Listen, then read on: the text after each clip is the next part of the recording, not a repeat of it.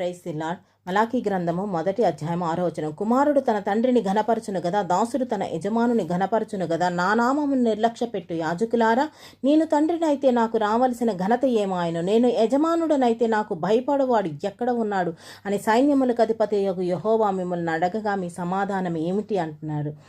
మన దేవుడు తన సొంత కుమారుణ్ణి ఈ భూలోకానికి పంపించి తన సొంత రక్తం ఇచ్చి మిమ్మల్ని నన్ను ఆయన పొందుకున్నారు. మనము దేవుడి బిడ్డలు, మనకి తండ్రి ఆయన, మన యజమానుడు ఆయన. మన యజమానుడికి మనం లోబడుచున్నామా? ఖచ్చితంగా లోబడాలి.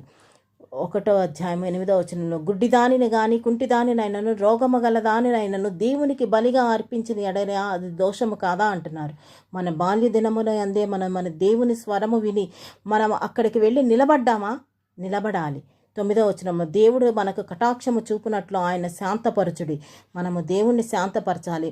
మన శరీరాన్ని ఆత్మని